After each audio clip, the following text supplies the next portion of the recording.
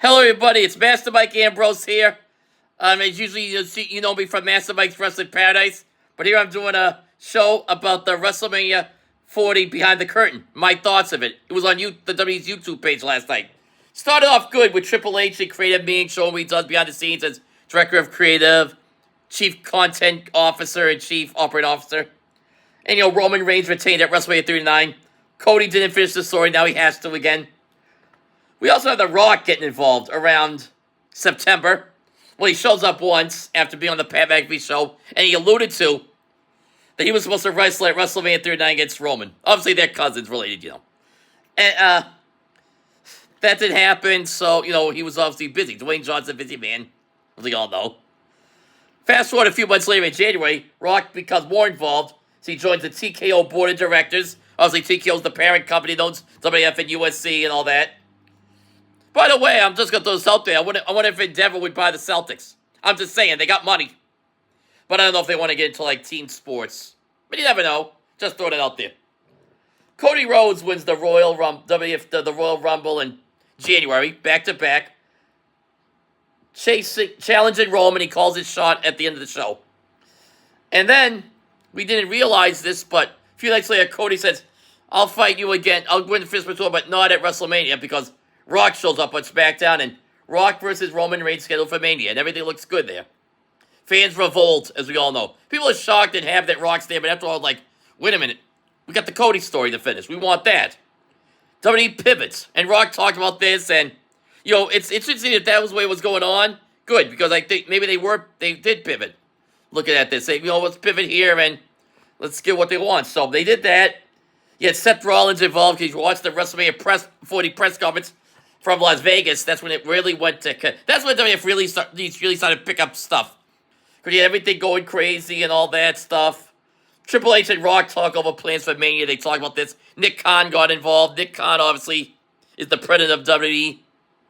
And, he's known Rock for years around Hawaii. I think Nick Khan's one of the smartest men in the wrestling business, I think. He knows what he's doing. He's obviously an agent in Hollywood, around in media. Big wrestling fan, too, he says, so he knows what he's doing. Well, probably the best hires WWE's made is bringing Nick Khan. Then after that, we started that Rock turns heel and the final boss character. He's like a real sick guy. He has his glasses on, shaved head, wearing these fancy clothes. Kind of like Hollywood Rock, but more extreme. He's swearing, hitting people with belts, drawing blood on people. I'm not going to swear because, I don't want to... I'm not that... This isn't that type of show I'm going to go off and give off F-bombs. But let's just say the F word was viewed pretty times. Then the tag match was set. Roman and Rock versus Cody and Seth. And, obviously, Cody and Roman win.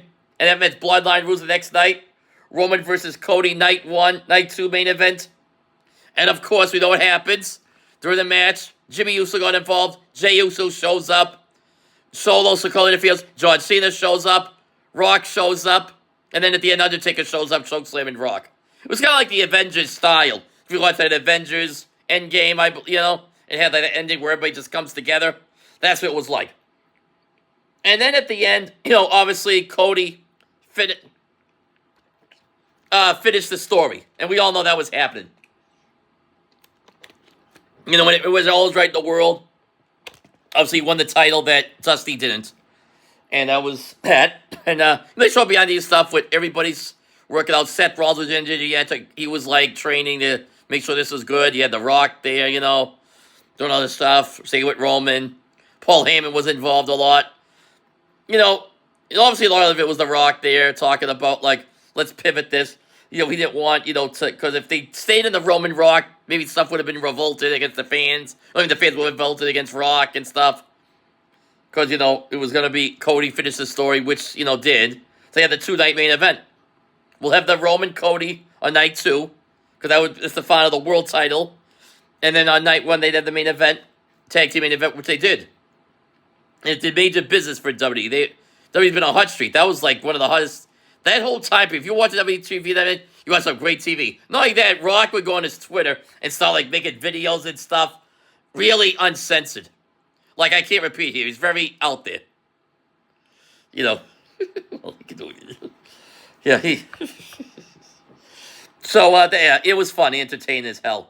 So we had that, and I mean, I thought everything worked out good. It's like you turn things into a certain way, and it goes in the right direction. They had that. It was perfect. W had that press conference in Las Vegas during Super Bowl week out there. It was the perfect storm for everything to come together. I tell you, it's something. And next year they got WrestleMania in Las Vegas next year. We never know because at the end, Triple H they say I'm now on to WrestleMania 41 in Las Vegas, and we don't know what it'll be. Someone say Roman, Cody, Rock, Roman and Rock is always the money match. We know Roman's gonna come back in a few months, and he's gonna get a major pop. You saw what they did to Paul Heyman last week on SmackDown. That was brutal.